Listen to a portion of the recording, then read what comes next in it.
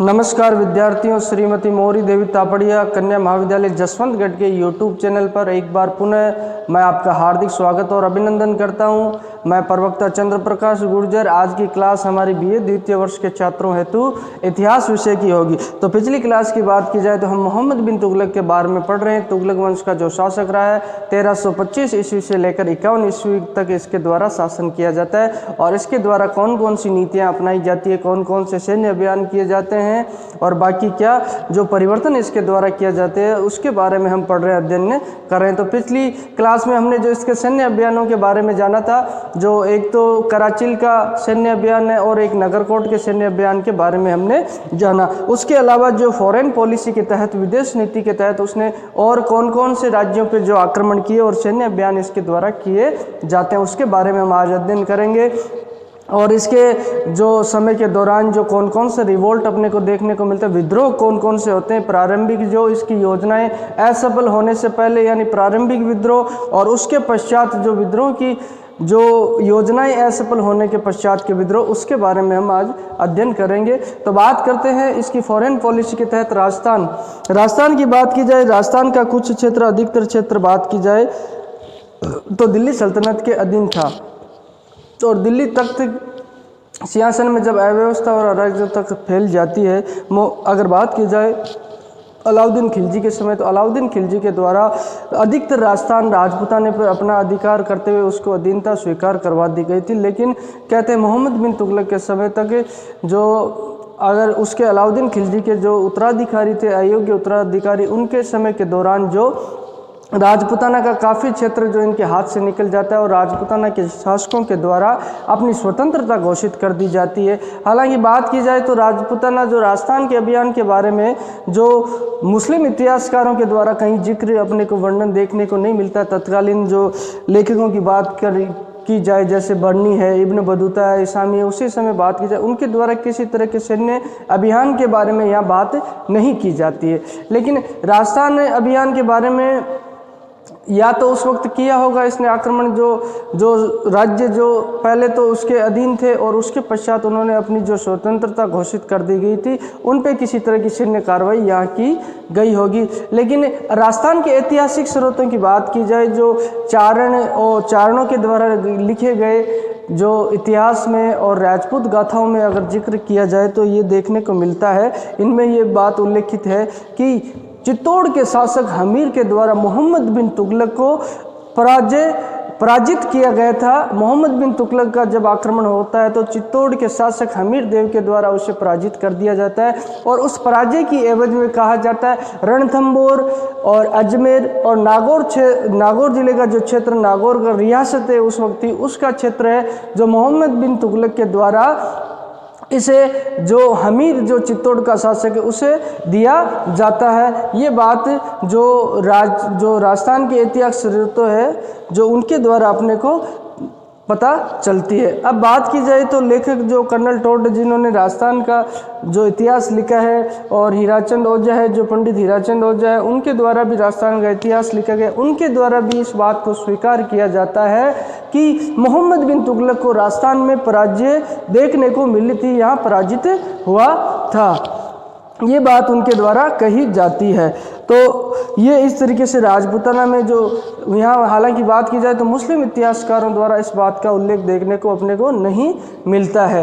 अब बात करते हैं मंगोल आक्रमण की। तो मंगोल आक्रमण निरंतर होते जा रहे हैं। जब से दिल्ली सल्तनत की स्थापना होती है उसी समय से निरंतर मंगोल आक्रमण दिल्ली सल्तनत पे और ये खतरा मंडराया रहता है। चाहे अलाउद्दीन खिलजी के समय की बात ले लो, बलबन के समय की बात ले लो, जो पश्चिमोत्तर सीमांत है, जो खैबर बोलन जो दरा है, अपने टूची दरा है, गोमल दरा है, वहीं से जो आक्रमणकारी जो खानाबदोश और बर्बर जाति होती मंगोल, इसके आक्रमण लूट खसोट के उद्देश्य से होते रहते हैं। अब जब मोहम्मद बिन तुगलक सिंहासन पर बैठा था उसी वक्त भी ये खतरा मंडराने लगता है और जब मोहम्मद बिन तुगलक उसी समय ये आक्रमण होता है, 1327-28 ईस्वी की बात है, जब मोहम्मद बिन तुगलक के द्वारा अपनी राजधानी को परिवर्तित किया जाता है, राजधानी ट्रांसफ़र की जाती है, जो उसका ये योजना भी असफल रहती है। राजधानी दिल्ली से दौलताबाद जो महाराष्ट्र है वहाँ ट्रांसफ़र कर दी जाती है। उसी दौरान कहते हैं पश्चिमोत्तर सीमांत पे जो मंगोल आक्रमणकारी तरमाश्रीन, जिसे तरमासरीन कहा जाता है, तरमासरी भी कहते हैं। तरमासरी के नेतृत्व में मंगोल आक्रमण होता है। ये क्या होता है, मुल्तान लाहौर पे आक्रमण करते हुए दिल्ली तक बढ़ आता है और दिल्ली तक पहुंचने के पश्चात और यहाँ पे जो अनुपस्थिति रहती है मोहम्मद बिन तुगलक की, क्योंकि मोहम्मद बिन तुगलक के द्वारा जो अपनी राजधानी को ट्रांसफ़र कर लिया जाता है, दौलताबाद में ले जाता है, तो उसी समय क्या होता है, कहते हैं इतिहासकारों कई जगह यहाँ जिक्र देखने को मिलता है, संभवतः ये बात माना जाता है कि मोहम्मद बिन तुगलक के द्वारा बहुत बड़ी सारी घूस इनको देकर तरमासरीन के जो मंगोल नेतृत्व कर रहा था, मंगोल आक्रमणकारियों का लीडर था, उसे बहुत बड़ी घूस देकर मोहम्मद बिन तुगलक ने उसे वापस लौटा दिया। न कि उसका सैन्य मुकाबला यहाँ देखने को मिलता है, सैन्य मुकाबला इनके द्वारा नहीं किया जाता और मंगोल सेनाएं पुनः लौट जाती है, जिसका कई इतिहास और ने इसकी जो योजना की निंदा भी यहाँ की है मोहम्मद बिन तुगलक की। अब हम बात करेंगे रिवोल्ट, जो विद्रोह। मोहम्मद बिन तुगलक के समय उसकी सत्ता को चुनौती देने के लिए कौन कौन से विद्रोह होते हैं, और इन विद्रोह को भी दो भागों में विभाजित किया गया है। एक तो जब इसकी योजनाएं विफल होने लगती है, जैसे मुद्रा का संचालन, इसके द्वारा प्रतीकात्मक मुद्रा का संचालन किया जाता है, दोआब में कर वर्दी असफल हो जाती है, राजधानी ट्रांसफ़र जो है ये इसकी योजना असफल हो जाती है, और इसका जो फारस जो ईरान का खुरासान का अभियान है वो भी असफल हो जाता है। उसके पश्चात विद्रोह अलग है, और उनसे पहले जो विद्रोह होते जो प्रारंभिक अवस्था में विद्रोह होते हैं, उन विद्रोह की अगर बात की जाए तो वो विद्रोह न कि इसकी योजनाओं के असफल होने से होते, वो विद्रोह जो अमीरों की महत्वाकांक्षाएं होती है उसकी वजह से इसकी सत्ता को चुनौती दी जाती है, उन विद्रोह को प्रारंभिक विद्रोह कहा गया है। और जब योजनाएं असफल होने लगती है तो 1335 ईस्वी के बाद वो बाद के विद्रोह माने जाते हैं। तो जो प्रारंभिक विद्रोह का काल देखा जाए तो 1335 ईस्वी से पहले के जो विद्रोह है वो प्रारंभिक विद्रोह माने जाएंगे। अब हम बात करते हैं बहाउद्दीन गुरशस्प की। ये बहाउद्दीन गुरशस्प कौन था, तो मैं बता दूं आपको, बहाउद्दीन गुरशस्प जो है मोहम्मद बिन तुगलक का चचेरा भाई था।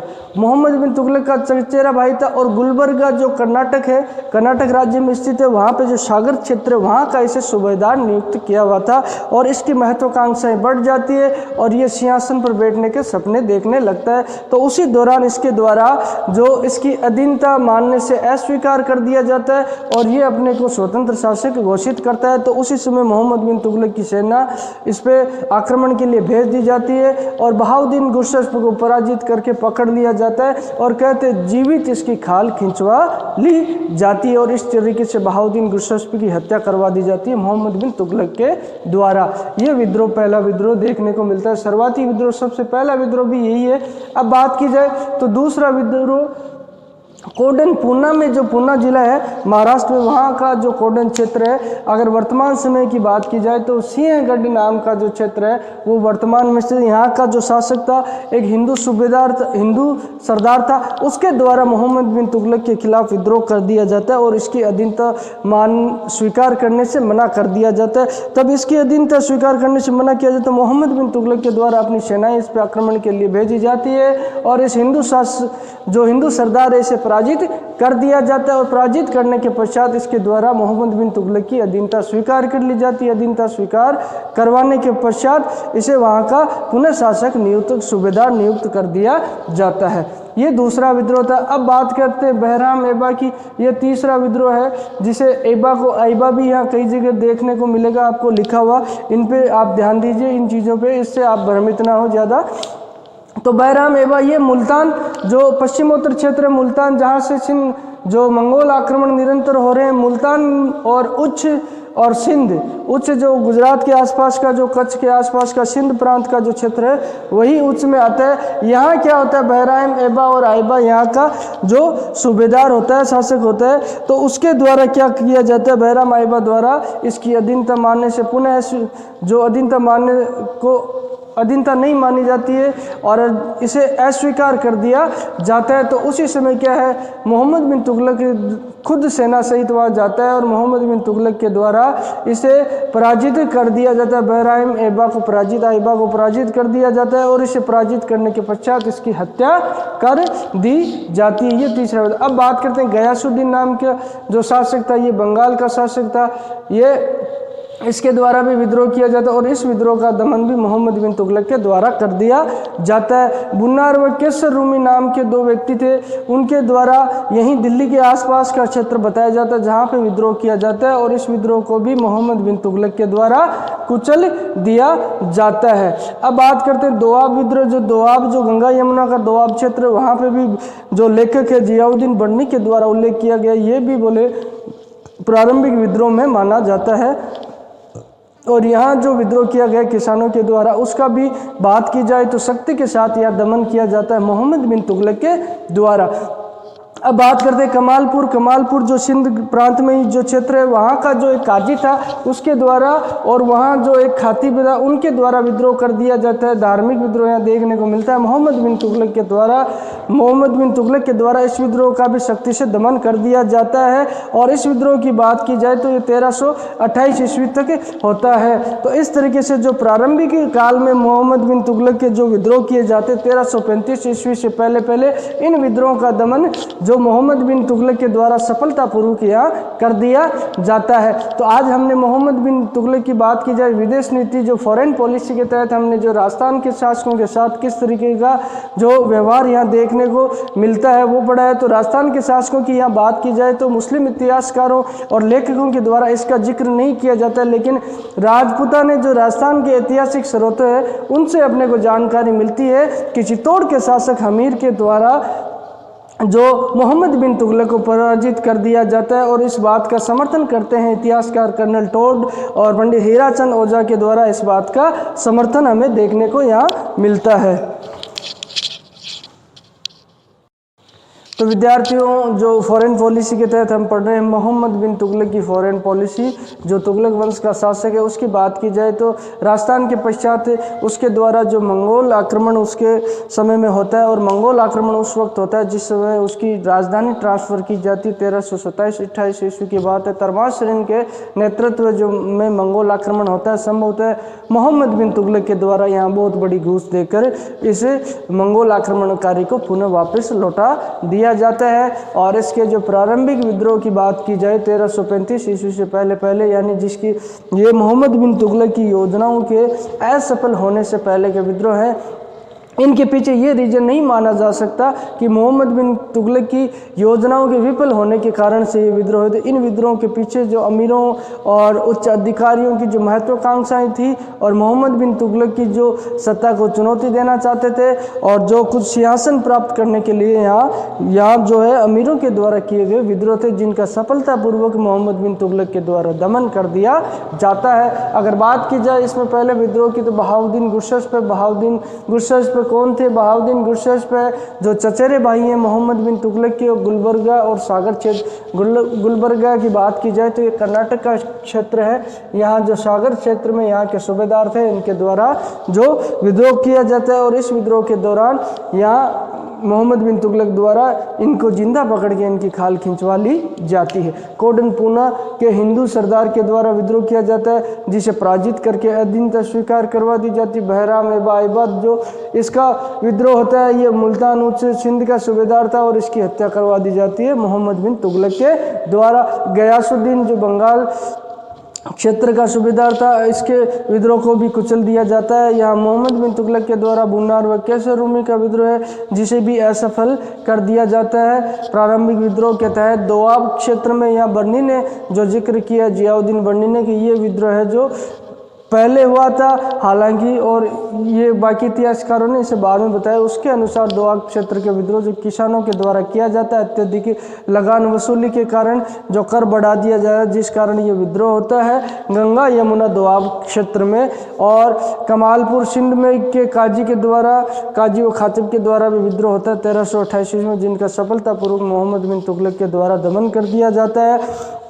तो उम्मीद करता हूँ कि बेहतर तरीके से आपको समझ में आया होगा। किसी तरह की समस्या शंका हो तो आप निसंकोच जो अपना शैक्षणिक प्लेटफॉर्म है, व्हाट्सएप ग्रुप है, जो उसके माध्यम से आप अपनी बात मेरे तक पहुंचा सकते हो। किसी तरह की जिज्ञासा और उत्सुकता आपके मन में हो तो आप वो भी मुझसे साझा कर सकते हो। कोई अतिरिक्त जानकारी आपको चाहिए तो आप निसंकोच मुझसे पूछ सकते हो, और आपके सुझाव भी आमंत्रित है। किसी तरह के सुझाव आप देना चाहो तो आप निसंकोच दे सकते हो, और बेहतर तरीके से उम्मीद करता हूँ कि आप तैयारी कर रहे होंगे।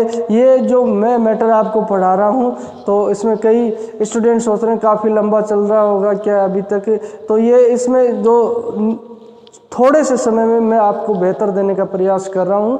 और आप भी, जो आपके लिए प्रतियोगिता परीक्षा की दृष्टि से ये चीज़ें काफ़ी महत्वपूर्ण होने वाली है, जो स्टूडेंटों से मेरा अनुरोध है कि आप इनको गौर कर पढ़ें और अपने जो हैंड नोट है वो भी बनाएं। जो मैं यहाँ पॉइंट टू पॉइंट लिख रहा हूँ वैसे नोट्स ना बनाएं, जो मैं इनकी व्याख्या कर रहा हूँ व्याख्या के अनुसार आप अपने नोट्स से कुछ मेहनत करके तैयार करें तो आपके लिए बहुत ही बेहतर साबित होंगे।